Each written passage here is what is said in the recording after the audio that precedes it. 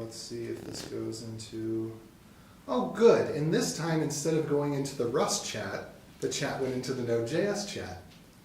Because I run the both. Yeah. The other day I set up the Rust and I set up the Node and they had the right icons, but chats were crossed. So chat's working, video's working, audio's working, we're back, go. All right.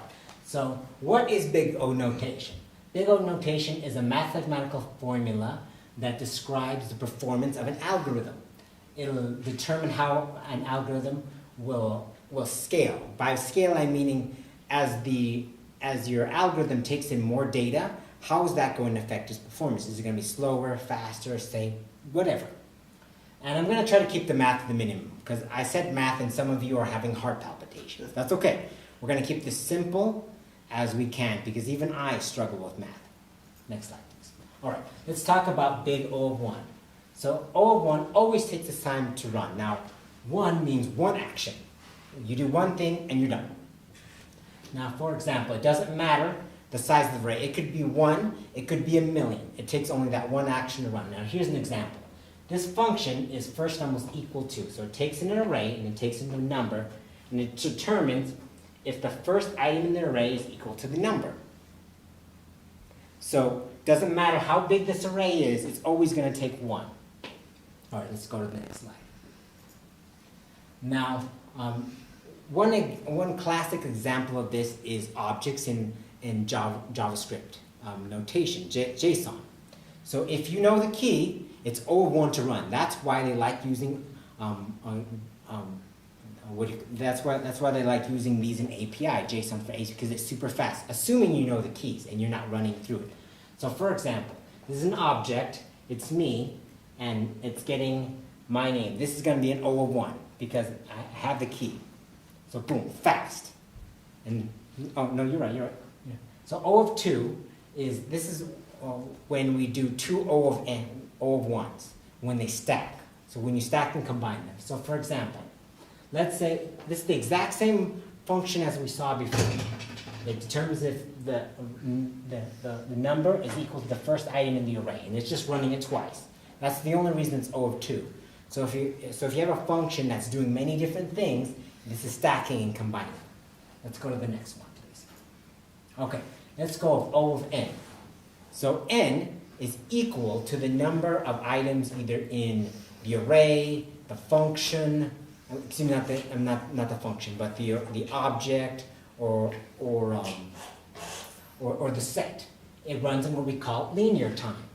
This means basically the bigger the array is, the longer it's going to take to run because n. So let's say n is 5. That's 5 items. That's 5 actions. 1, 2, 3, 4, 5. Now, here's an example of one. This one contains number. It takes an array and a number, and it loops through the array, and if that array is equal to the number we put in, it returns true. Otherwise, it returns false. In this case, like we're returning 5, which is going to be at the end. Next slide. Now, some of you are thinking, but wait, is it still going to be O of n if the number we're looking for is at the beginning of the array? Yes, because one thing you have to understand is big O notation always assumes the worst case scenario. It is grim, it is pessimistic. It's assuming the worst thing is going to happen at all times. So that's why I was able to use that other example, if that's what you're wondering about. All right, so you only use O of n when you have to touch every single item in the function. There's some functions where you can't get around it. You have to touch every single item in the array. That's when you use O of n. And this not only applies just to for loops, but this also applies to while loops and do while loops. Any type of for loop. So O of n, I like to compare to, let's say you want to find a definition dictionary. So you read the entire dictionary just to find out what the word explanation means. That's what it's like. You go through the whole thing. Let's go to the next one. Let's go of O of n2. So remember n, who remembers n is equal to the amount of items in your range. So to the second power. This one's in what's called quadratic time.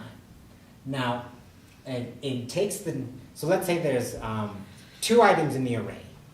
So 2 to the power of 2, that's 4. That's what it is. This is what happens when you do nested loops. So a nested loop is a loop within a loop. So for example, this function determines if the array has duplicates. So it goes to the array, and then here's the nested loop. So it's looping through the same array twice. And if it's not the same, if it's not the exact same index, and the items are together and are the same in both in both spots, like index 1 and index 2, then it's going to return true. Otherwise, it's going to return false. Let's go to the next slide. If let's say you do a triple nested loop, like a triple nested loop, so you loop through the array within 3 times, that would be an O of n3. Now, O of n2 is not recommended. Try to avoid this. This is the most common mistake that new software engineers make. They do these nested loops. Now, if there's a headline to this presentation, one thing that I want to drill, one thing that you take away is avoid nested loops whenever possible. Don't do them. They don't scale well. They are terrible. So if there's anything you take away from my presentation, it's that. All right, let's go to the next one. Let's talk of O of log n. So log is a mathematical formula for the rate of growth. And obviously remember, n is the amount of items we have in our array. So this runs in what's called logarithmic time. One example of this is what's called the binary search array. So the way I like to explain the binary search array is think of a piece of French bread, a long piece of French bread. Now imagine somewhere in that French bread somebody baked in a toy. Now you could tear through the entire piece of French bread to find the toy, but that's time consuming. Let's assume what you do is you cut it in half, and then you see if it's there, and then you keep cutting in half until you either find the toy or you find out that someone forgot to bake it in there. That is what the binary search does, but this uses a pivot point to determine if it is a lot more likely on the lower end or on the higher end. So it keeps cutting in half over and over and over again. And if you're from Latin America, well, happy Day of the Dead, because I think you could relate to that. So that's basically what this does. This is really good when you want to find something. That's what the binary search loop does. Let's go to the next slide. Okay, let's go n of log n. So this would be n. Remember the amount of items in the array times log of n. This runs in what's called logarithmic linear time. Now, this takes the time to run of the items in the array times log n. And one example of this is the sorting array. And it was too long for me to show it to you. But what it does is the sorting array goes through the entire loop, and then, it's called the merge sorting array. And then it cuts it up and splices it together. This one and the other one, they both scale pretty well. So n of log n and O of log n, they're both really good. Let's go to the next slide, please. All right, this is O of n factorial. That exclamation point, that means factorial. So what is factorial? Factorial, let's say you want to know the factorial of 5. So 1 times 2 times 3 times 4 times 5. You could do the same thing with 6. So all the numbers that equal up to whatever number. So if it's 10, 1 times 2 times 3 times 4 times 5 times 6 times 7 times 7 times 10. That is factorial. So this is absolutely the worst factorial. This would be my subhead. I never use factorial. It scales horribly. But that's essentially what this means. Let's go to the next slide. All right, so let's review what we talked about.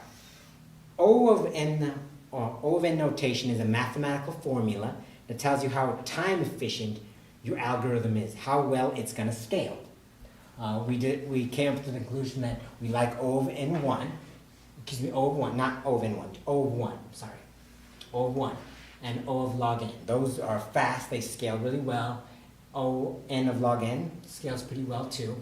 The other thing is, remember, avoid nested loops. They are not good. A log of O of big O notation always assumes the worst in every scenario. That's how we optimize our algorithms, by looking towards that. And practice makes perfect. So here's an example. For example, this dark one we have factorial. No bueno, we don't like this. And this purple one, I can only come up with a contrived version, but this is 2 to the power of n, also really bad. And this is also the one I told you don't do, O of n to the second power. And if we had an O of n 3, it would be like bad. And then here on the bottom, these are the ones we like. We have O of n 1, log n, O of log n you can't see, it's covered up. Log n, sometimes you have to do log n. There's no way around it. And you have O of n log n here. So this is the kind of like the sweet spot. And I'm going to share this presentation so that you can go over it later. Let's go to the next slide. All right. So I guess you're not watching the video, but that's okay. Oh, what? That's okay. I didn't want. I'll tell you the name of the video. So here's just some additional resources. There's Understanding Big O Notation via JavaScript and Code Wars, Lead Code. This video is called Data Structures for Beginners. It's on YouTube. It's free. It's basically it's in Java. So if you don't know Java, that might be a little bit hard to understand. But if you do, I mean, the principles are the same. And so do you have any questions, comments?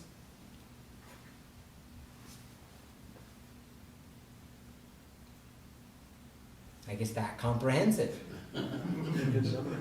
I'm a new Yes. junior developer, learning all about nested for loops and how great they are, but it doesn't sound like they're very computationally efficient. No, not computational So efficient. how do you do a double for loop, like your typical nested for loop? How do you create multiple functions, and that's how you, or what do you do? Depends. What are you trying to do? It depends on the context. Right. Like why? Yeah, I'm trying to think of an example. Aren't there situations where it's unavoidable, or is there always a workaround? Usually there's a workaround if you look. It just depends. Like there's so many different combinations of functions and so many different ways to do it that I need to know. I need a very, very compelling reason. Yes. So kind of on his thing, I was kind of questioning and wondering about what happens if you use a while loop instead of a for loop. I guess in that context, because we built, or not necessarily we, but I was in a class and we built a Sudoku game, and you nest like probably four for loops and then Yeah. change it to while loop. Does that change the algorithm at all, or is it just basically just a different name for the same kind of bad code? I'm glad that's an excellent question. It's the same thing. If you do a nested loop with a while loop or a for loop, it's the exact same thing, assuming you're going through every element. Yes. So I'm channeling in Thelarn from Twitch. Yes. He asks, how much weight should I put on understanding big O notation? Can you get by without knowing it very well? I think it's a big deal. If I've been asked in interviews about this, some people say, well, Christian, that's theoretical, that's very computer sciencey, I'm more for applied. I don't have a computer science degree, I'm just going to tell you that. But I see direct application for this because if your algorithms scale, your boss is going to be happy, otherwise the network is going to slow down and they're going to come find you. And it's not going to be a good conversation. So I want to try to put this in perspective too. So it doesn't matter how many loops you have if you only have 10 items. Because if you go 5 loops deep, you're only at 100,000 operations. If you go 6 loops deep, you're only at 1 million operations. It'll still probably complete before you blink. If you go 7 loops deep, it might actually start to take noticeable time.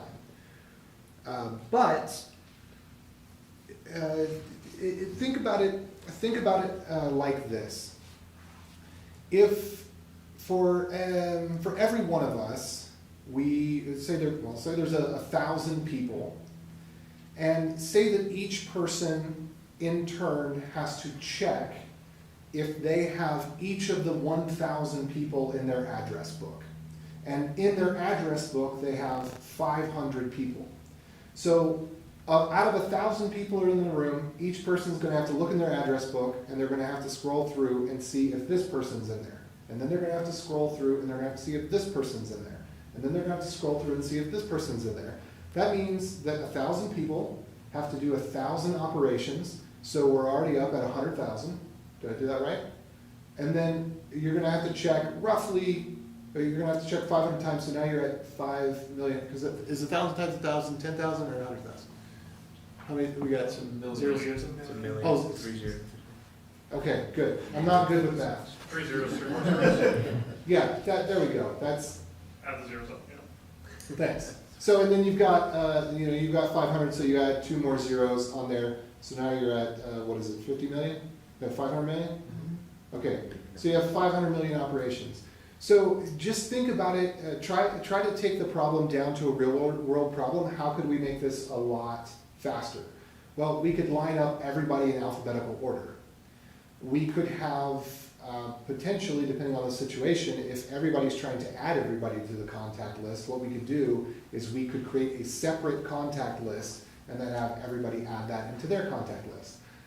We can have the contact lists sorted in alphabetical order. So a lot of the efficiencies that you get are by the things that you would do in the real world. A phone book is not random. You don't have to search through the whole phone book. This is what binary search is. Almost every situation where something can be sorted is a binary search problem.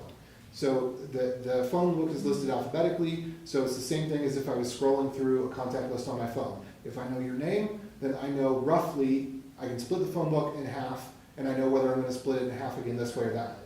So instead of going through 500 pages, I have to do maybe 7 splits of the phone book. Same thing with a contact list, same thing with a loop in an array. So try to bring it back to a real world scenario and think, if I were in a room and people were trying to solve this problem together, what would you do to optimize it? And typically it's going to be that you sort something.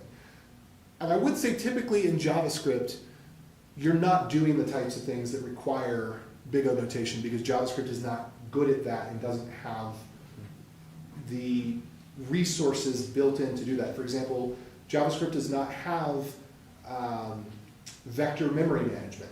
So JavaScript is not optimized for you to be able to skip 500 of something across. Now you can still get benefit by doing, if you have a list that's random and you sort it in some way, you can create a search that is a binary search on it. But if you are in the type of situation where you feel that you need those types of optimizations, you'll probably end up using a different language that is typed and that allows for memory to be allocated in a way that you can search it very quickly. But that said, if you have something very, very tiny, such as a list of 10, and you do it really, really bad, you can get it to go slow. But typically, 10,000 is kind of the magic number, where if you're dealing with 10,000 of something, that's where, if your loops aren't optimized, you're going to start to get inefficiencies really, really quickly. If you know for a fact that your algorithm is only going to be dealing with a small amount of code, maybe you know that this application is never going to scale, then you can just ignore this. But if at some point you plan on working with a lot of data, then this is going to matter. Did you have a question? I thought I saw a question or comment. Actually, I was going to ask you what language would you recommend then? We didn't use JavaScript for kind of big O notation, I guess, in a sense. Well, so it depends on what problem you have. So there are problems in JavaScript with user interfaces, say with tables, where you do need to sort through maybe 10,000 of something at a time, and you might need to do a comparison of 10,000 things against 10,000 other things. Typically what I do in JavaScript is I put things in a map. So I say, okay, I need to index by last name, then I create a map of, maybe it's called by last name equals object, brackets, and then I go through my list once, I populate my index, and then I go through it again and I compare things against the map, because that takes you down to one lookup. You're not going through the whole array each time, you're just doing one lookup in a map each time. So I can't say which language would I suggest. It's going to be either Go or Rust. Seriously. But it has to, you have to ask yourself, what's the problem, right? Because I'm not going to suggest Rust to you if you're not extremely memory constrained. And I'm not going to suggest Go to you if primarily what your application does is, or Rust for that matter, if primarily what your application does is mix and match APIs, because Node is a lot simpler for that, to just get things moving. But you know, if you had an application where you're dealing with intense, say you're doing video or audio encoding, I'm going to be suggesting Rust. If you're doing an application where you really need type safety, you need it to be secure for some sort of authentication mechanism, I might recommend Go, although there's nothing wrong with JavaScript for that, but it depends. If you were going to write a database, you'd write a database in Rust. You know, so it just depends on what problem are you trying to solve, and does switching languages actually help you? And many times it doesn't. So 2 years ago, one of the guys from Plaid presented, and this one is up on YouTube. It was called Scaling Node at Plaid, I think. And he talked about how they switched everything to Go, but they tried to write Go the same way that they were writing JavaScript, and they ended up with crappy Go that didn't work well. So that's the other thing, is each language has certain design patterns that you need to learn and to follow in order to be productive in that language. Because if you try to say, oh, I'm a great JavaScript developer, I'm going to go program in Go, you're probably going to have a hard time. If you say, I'm a great Go developer, and you go to program in JavaScript, you're actually probably going to have a better time than if you were a great JavaScript developer, because JavaScript can almost do the nice things that Go can do. You know, if you're a great Rust developer and you came to JavaScript, you might hate it. And actually, database is another good thought, because even if you're not writing compute-intensive stuff in JavaScript, the concept of database indexes has so much stuff. Yes. Right? We've got north of 3 million users. If we don't index our database, and we're like, oh, let's find jeff.pool@vivint.com. Not this one, not this one, not this one. You know, do it a million plus more times. That's not real efficient. You put an index in, you get some of these better efficiencies, usually, you know, something more like login or O1, depending on the index implementation. Understanding that we have big data sets, things like indexes are important. It feeds into the same concept, even if you're not writing even if you're not loading 3 million entries into JavaScript and then trying to operate on them in memory. Okay. Yeah, that's if you're doing any type of database, especially if you're doing NoSQL databases, it's important to understand how indexes can benefit or harm you. Typically what happens in that case is you're making a trade-off.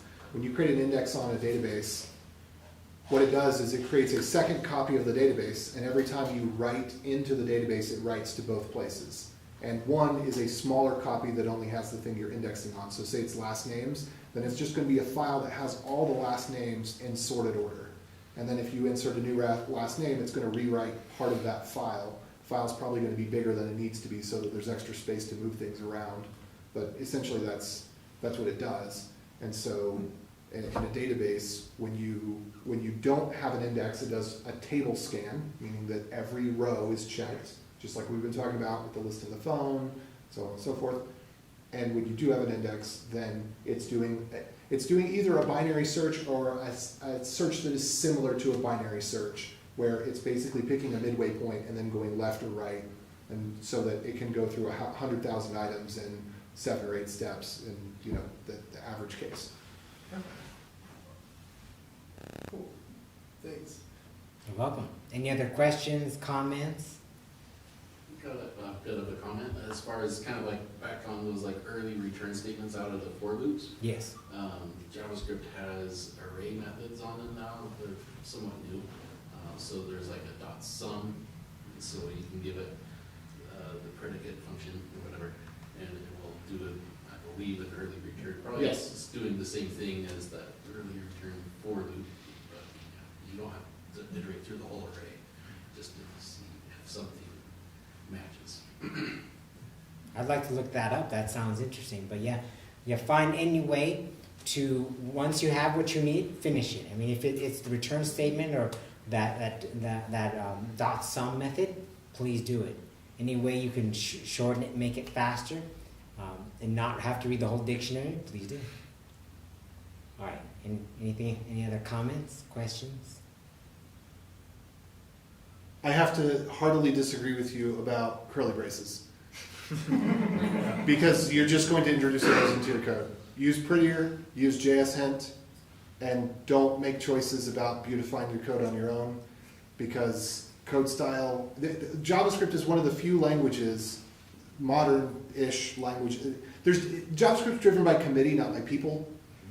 Well, there's people in the committee, but it's driven by, you know what I'm saying? Anyway, Yes. most languages have a well-defined formatting that this is what you're supposed to do. So Go has Go format, Rust has Rust format, Python has, I think it's called Block Mamba or something like that. For JavaScript, the community has pretty much decided on Prettier, and it does have the ability to enable or disable certain things, but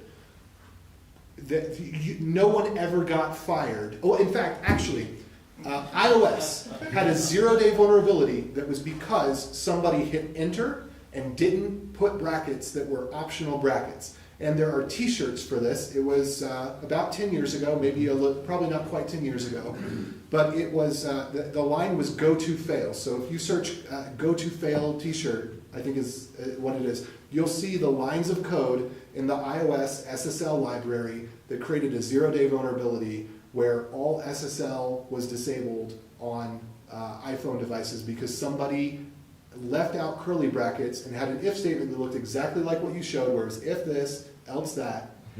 And they went in, they inserted a line, and the brackets weren't there, and the code, of course, ran. How, I don't know, because their editor should have informed them, you did stupid, please try again. But it ran, and that, no one has ever been fired for using curly brackets, and everybody who has chosen not to use curly brackets has, and I could be mistaken, but has made that mistake and regretted it. Readability is more important than fewer keystrokes. So I have to voice that because I feel that it is so dangerous to eliminate a few keystrokes at the cost of readability, parsability, and your tooling being able to correctly tell you that you did something right or wrong. And that's okay. I mean, he makes a good point. You just need something in your life. One mistake I made in this presentation is whatever you do is make sure that whatever coding format you're using, whatever language, you're being consistent. I didn't do this because I was kind of throwing this together. But he has a very good point. And maybe someday it's that coding conventions can change. Maybe it won't. But The coding conventions should just be whatever the language specifies, and you should just learn the language and its conventions. I'm very strongly on this. You will never regret doing that. Which is weird because AJ never has strong opinions on things. no. But see that? I actually agree with his opinion, but I'm not as strong. Well, I think he makes a very good point, and I'm glad that he brought that up. And I'm seriously rethinking you using just the indentations now. But Yeah, usually the part that bites you is that you indent that second line, and so visually you're like, oh, these are part of the loop, or part of the if statement, or whatever, but they're not. That line shouldn't be indented, but unless you have something that's going to semantically clean up your indentation, like, you're more likely to see it as two lines in a block yeah. than as a line in a block and then a poorly indented line that's not in the block. But again, if you're using Prettier, whichever side of the fence you fall on curlies or on semicolons or whatever it is, the nice thing about Prettier is that if you use Prettier, when you make a mistake, such as with the if statement type thing, when you hit save, your code will get reformatted to what it actually runs.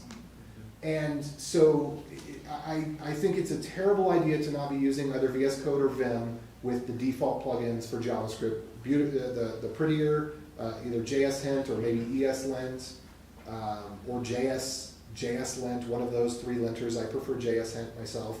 But because your tooling should catch errors that you make in the drunkenness of night. The tooling should catch that for you. It shouldn't be a burden to you. The computer can help you write the code. The computer can tell you how the code will run even when your eyes are glossed over. So, I know I've seen code bugs, and when I pull up the IDE to debug them, I see like a little squiggly, because something was obviously wrong, and whoever wrote the code just wasn't using an IDE that points it out.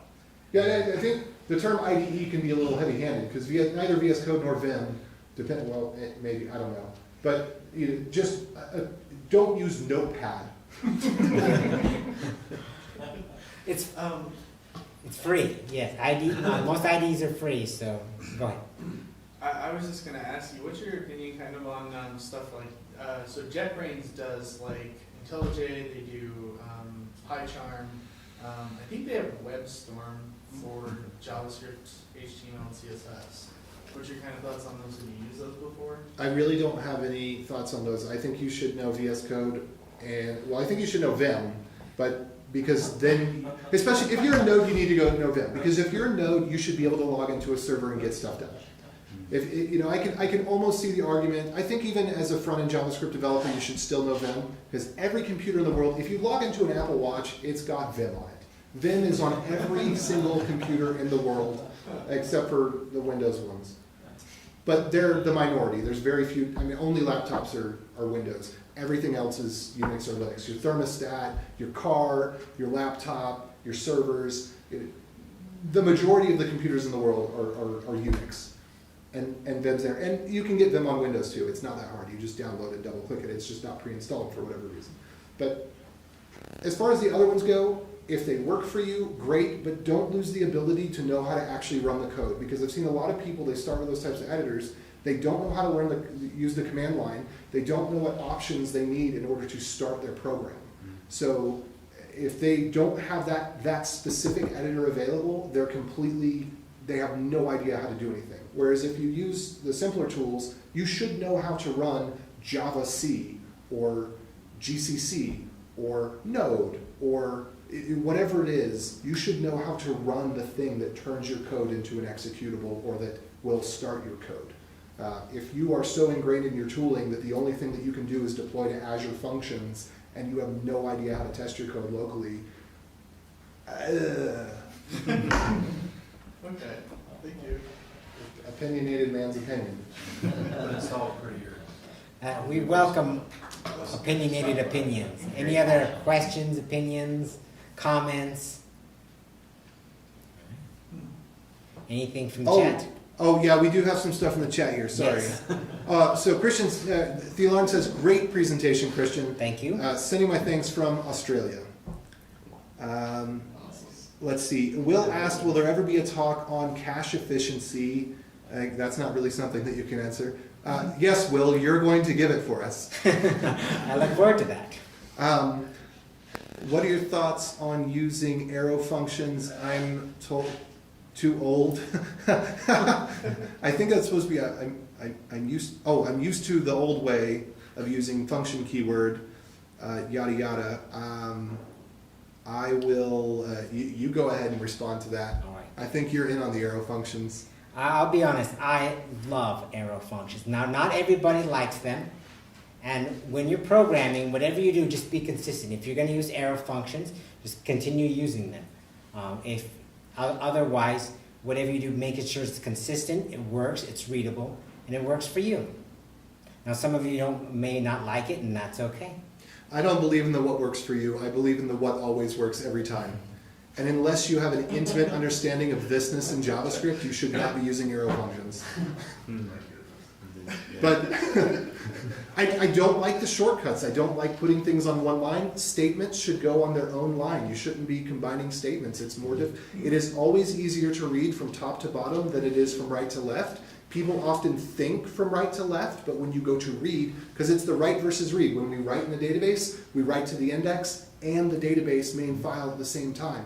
This makes sense. The way we write is different than the way we read. And I think you got to optimize to learn for the way that you read, not to optimize for the way that you write, because they're, as crazy it is, they're going to be different. I totally understand people want to put things on one line, but no one has ever regretted making their code more readable and keeping things on separate lines for what they're going to do. So that's my... One thing I will say to your point is I was working on a project and I found out later that the people, it was for the federal government, they still use Internet Explorer.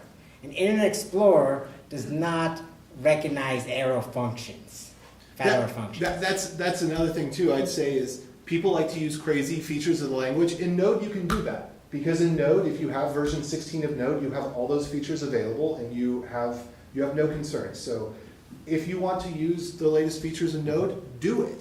Because you have complete control over the environment. But if you have to transpile stuff, that means that when you go to debug it, you have more crap to debug. So I try to optimize for things that have been in browsers for the past 2 or 3 years. And I don't optimize for Internet Explorer, but I do know how to write Internet Explorer code. There's no reason why anybody should be using Internet Explorer. I mean, if you get a contract job with the government, it's good if you know ECMAScript 3. You're laughing, but It happens. It's exactly the same, just so that you can't. well, that's the problem. Is the syntax has changed. The language has broken at least a dozen times in the last 5 to 10 years because they keep on adding senseless things that could work with functions just fine. Async await, you could not do that any other way. That had to break the language. Big int didn't have to break the language. Most of the things didn't have to break the language. They could have been done in a compatible way. An import could have been done in a compatible way. That didn't have to break the language. I'm glad we're having a lively discussion. Now it's interesting. Now maybe we'll get on that movie theater. And Jojo Byte says, thank heavens the prefixing commas instead of trailing commas died off. Don't miss this fat. You can't see because it's not formatted the way that he wrote it. But I agree with that only because now trailing commas work, whereas before they didn't. It's a lot easier, when you don't have trailing commas, it's a lot easier to see a comma in front and visually see that you have alignment, rather than to accidentally not have a trailing comma on the end. Same thing as with the if statement, where you add a line, you forget to put the trailing comma, and then your program breaks because you didn't actually test it. You did it on GitHub because it was just a simple one-line fix. Didn't ever have that happen before. I'm not sure what he means by the trailing comma. So when you create an object in JavaScript, Yes. so you could say foo, colon, bar, in quotes, Right. comma, baz, colon, in quotes, kooks, comma, Yes. next thing, colon, other thing, end bracket, no Yeah. comma. So there was, for a while, people, including myself, would align the commas on the left side instead of on the right side, because on the right side, the commas jut back and forth, and you can't tell easily by visually scanning whether a comma is there or not. But if the commas are on the left side, then you can visually look, and it stands out like a sore thumb if the comma is not in the correct place. So the language spec changed to allow trailing commas in places where previously they weren't allowed, so that it's more like Go. Yeah. And now you can do the Go thing, where you just put a trailing comma at the end of any list. And that this way you don't have to worry about it visually, and your tooling can take care of it, and it's not a problem. Learned something new. That's cool. Any other comments or questions? Anything else from online? Let's see. Yeah, Jojo Byte just said, he just gave an example, more Oh, clear good. example. Anybody else? Trailing commas. Cool. All right, last chance, y'all. Do you have something? I saw you raising your hand. You're ready to clap. I accept applause too. Yes, thank you very much, and I apologize for so vehemently disagreeing with you about your curly braces, but I feel very strongly about this and the safety of code. But thank you so much for the presentation. Welcome. Wonderful to have you back again to present again. Happy to be here.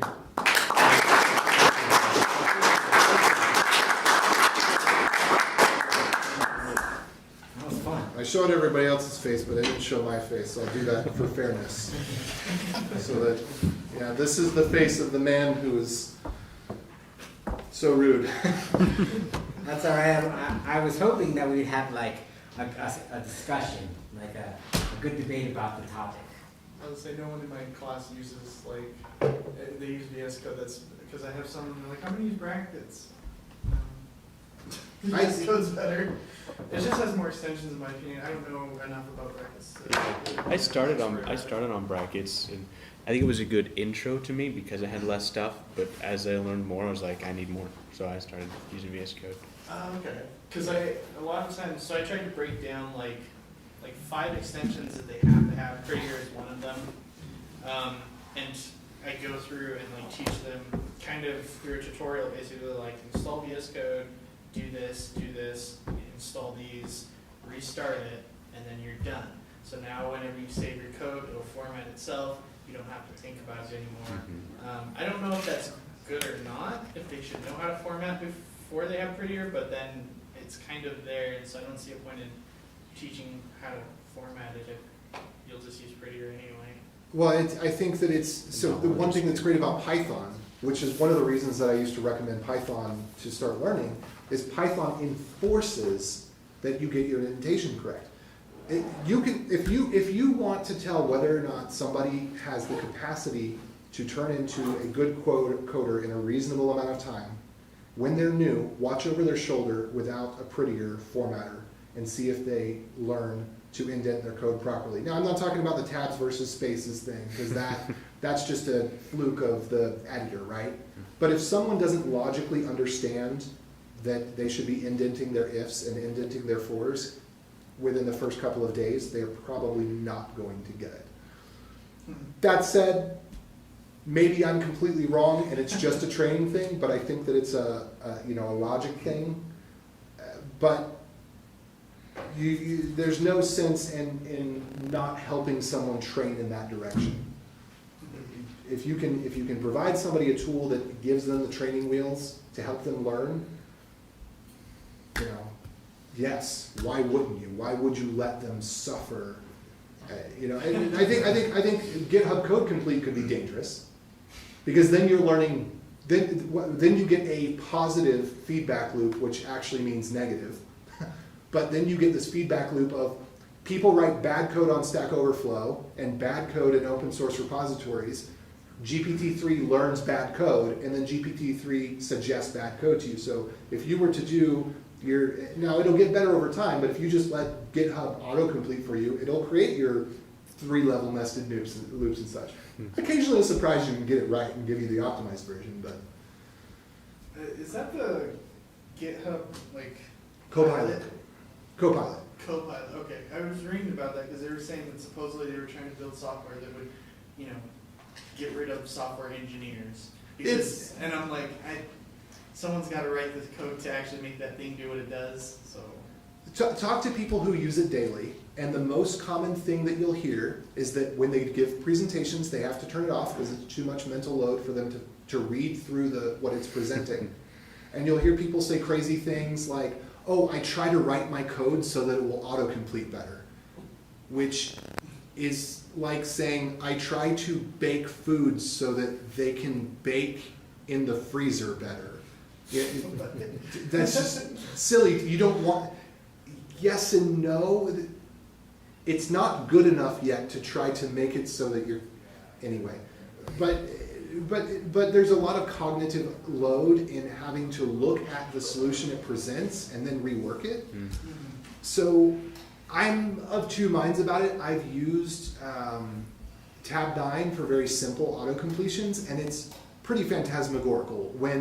So say you have 10 lines that you need to refactor, it can sometimes be faster just to hit a couple buttons, do the first 2 lines, and then let it guess at the rest and just hit tab, enter, tab, enter, tab, enter, tab, enter. But then also, there's all the times when you go to hit something and then it inserts extra crap and then you have to delete it, and so. Is Tab9 for JS code? Tab9 works. VS code, I mean. Yeah, I'm pretty sure. They've got it for Vim, so they must have it for VS Code. Almost anything that's for Vim is going to exist. But yeah, there's Copilot, Tab9, and what is it called? Kite? Is that the name of it? The other one? Yeah, I've been barely hearing about the Copilot thing. I haven't actually actually tested anything with it. So I only just was watching some videos on it, and they were, I think he was kind of saying it's sort of like artificial intelligence, right? Just saying it's going to get to a point where they'll be able to make judgments and kill people, you know, by themselves automatically. And I'm like, yeah, but someone's got to write the code to actually do that. So it's again. Yeah, I think, so most of the articles that you read online are written by GPT-3, so if you're reading on Forbes or ESPN, no, this is real. This is, there's a book called Rise of the Robots, and then another one called The Economic Singularity, where they talk about, most articles that you read online are written by GPT-3. And What so is GPT-3? it's the artificial intelligence that writes articles for Forbes and ESPN, and it'll also take spreadsheets and turn them into the correct type of graph, whether it's a pie chart or a bar chart or whatever. So, but when you, and it's also what will take Amazon reviews and then build top 10 lists that no one's actually reviewed the products. It's just taking it from Amazon and then writing it as if a person actually is giving worthwhile recommendations when it's just the machine feeding into the machine. I think I've seen a few of those recommending libraries in the past. Top 10 Go web development frameworks, and I'm like, that one's dead. This isn't really a framework. It's like someone, you know. Yeah, some of it's machine learning in the sense of it fills out a spreadsheet and then tries to pick based on heuristics, but some of it is GPT-3. GPT-3 I think is more in the business space than the code space, but But it is, actually write like a Forbes article. yes, it will, you give it a prompt. So what GPT-3, what GitHub Copilot is good at is what it's already been doing for the past 5 years. Because Microsoft owns GPT-3. They license the API to other people, but Microsoft exclusively owns the technology. And so what it's been doing for the last 5 years is, or 10 years maybe, I don't know if it's got, well, it's GPT-2 before that. But anyway, it writes all these articles online. So what people do think is really great about GitHub Copilot is when you start to write a comment, that's where it shines. Because they've already been doing that. It's already been writing entire articles that people think are real articles, but really it's just based on whatever's trending on Twitter about sports. It starts taking those players, building stats around them, and then inserts, you know, a new bio or whatever. So comments, it's actually really good at. Everybody says good things about the comments when you start to type a comment, the way it'll fill out a whole paragraph for you. But people are basically 50-50 about the code. I think the code will get to the point, especially because the code, you can teach the code to parse, right? You can teach GPT-3, this is a correct JavaScript program. And I think they've pretty much mastered that. You can teach GPT-3 more about the way that algorithms work in the same way that it's learned how to distinguish when there should be a bar chart versus a pie chart. So I think it will get to the point where for the average person, GPT-3 will enhance your coding. But I think for me, I'm going to sit and wait on it for 5 years because I don't want to have to, I'd rather just write the code myself than correct the code that's auto-generated, which has been my experience. It was too much burden. It's better for, if it can't get close to 99% correct, then I don't want it, because that's, if 1 out of 10 times I have to go correct it, even if it was that good, that's really obnoxious. I mean, imagine when you use speech to text on your phone, and then you have to go use your thumb and then, you know, track and fix the one word that's wrong. It would have taken less time if you typed the whole sentence, you know what I'm saying? And that's kind of how I feel about the code auto-completion tools at this point in time. So, but I think they will get to the point where the Forbes articles are, where for simple programs, to-do apps, etc., it'll be like, and there's also some talk about licensing the AI of popular coders. I think this might be more of a pipe dream than a real thing, but I want to write code like Kent C. Dodds, and so you get a package that has been tuned to the way that he writes code, and so it'll autocomplete the way that he writes code. And I think that has the potential to be better overall than just taking all code, because most code is crap, as in 99% of code is crap. There's less than 1% of people that write code well, I would say, you know, in terms of top software engineers, people at Google that are really methodical, really good. Most people are newbies. Most people don't get past their first year of coding. So most of the code that is available out in the wild is the worst possible code. This is just Pareto distribution.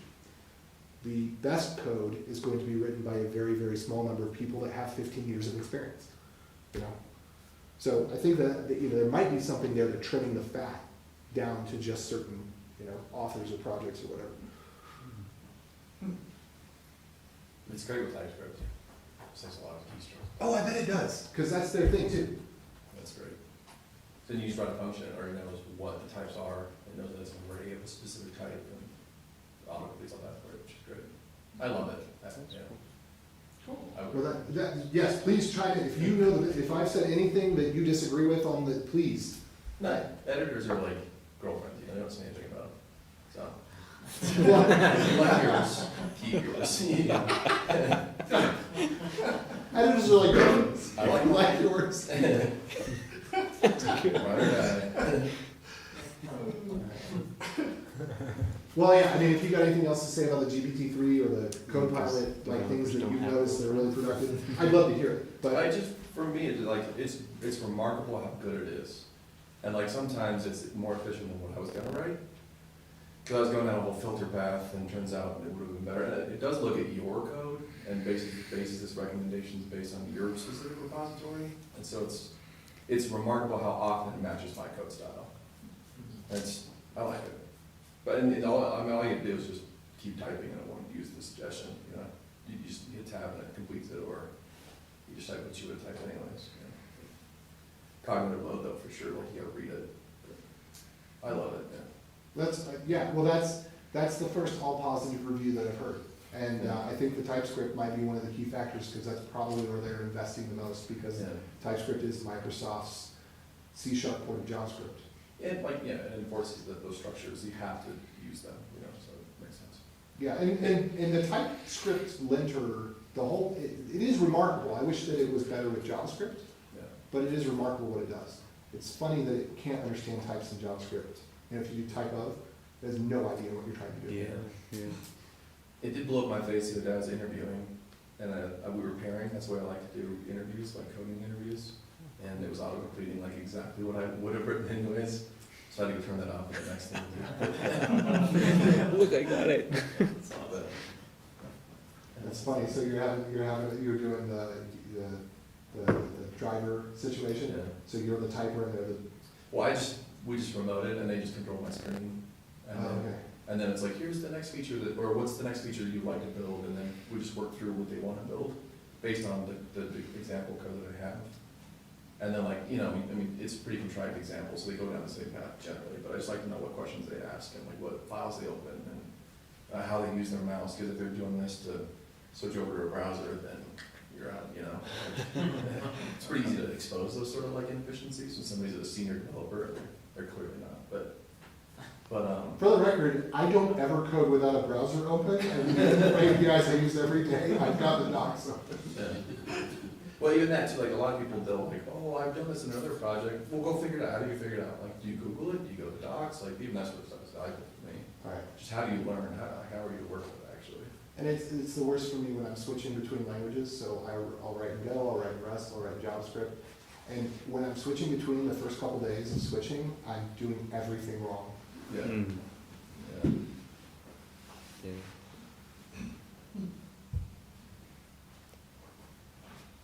So, go Copilot. Go Prettier. Yeah. Yes, for pretty. I'm just gonna, I guess we're done, yeah? Yes. All right, everybody, thanks for coming.